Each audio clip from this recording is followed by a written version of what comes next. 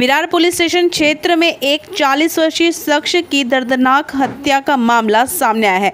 इस घटना से क्षेत्र में वहीं सनसनी फैल गई। हालांकि आगे की जांच पुलिस द्वारा की जा रही है।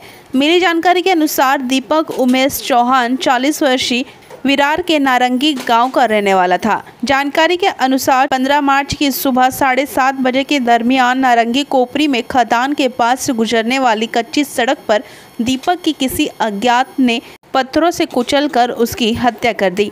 सूचना मिलते ही विरार पुलिस ने घटनास्थल पर पहुंचकर शव को कब्जे में लेकर पोस्टमार्टम के लिए भिजवा दिया।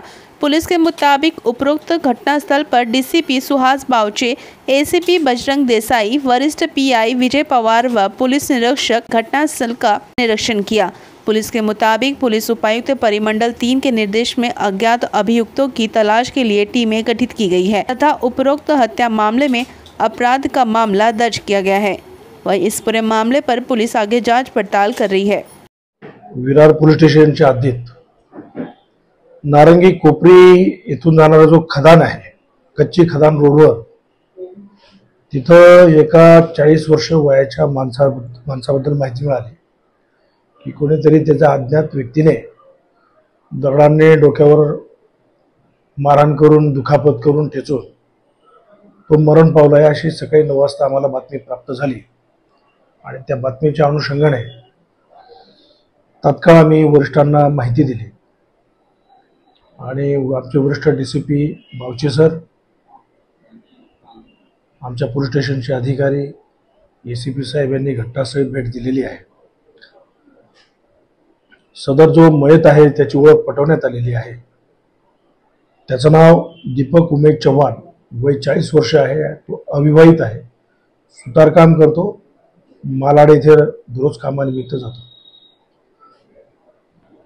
तर ते खदाने जवळून जाणारा जो रस्ता आहे, रात्री कोणीतरी अज्ञात इसमाने कोणत्या तरी कारणावरून दगडांच्या साह्याने त्याच्या डोक्यावर मारहाण करून गंभीर दुखापत केली।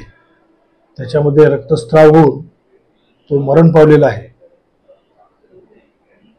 विरार पोलीस स्टेशनला अज्ञात आरोपिताविरुद्ध गुन्हा दाखल करण्याचं काम सुरू आहे। डीसीपी बावचे सरांच्या मार्गदर्शनाखाली आम्ही 3 पथक तयार केलेली आहे। अज्ञात आरोपिताचा शोध घेऊन लवकरात लवकर गुन्हा उघडकीस आणणार आहोत आणि आरोपींना पुढील कायदेशीर कारवाई करत आहोत। मयत जो आहे तो नारायण नगरचा जयश्री नगर, नारंगी गांव, विरार पूर्व येथे राहतो अशी माहिती आहे। देखते रहिए हमारे साथ नवयुग शक्ति न्यूज और ऐसे ही लेटेस्ट खबरों के लिए सब्सक्राइब करें चैनल को और फॉलो करें हमारे फेसबुक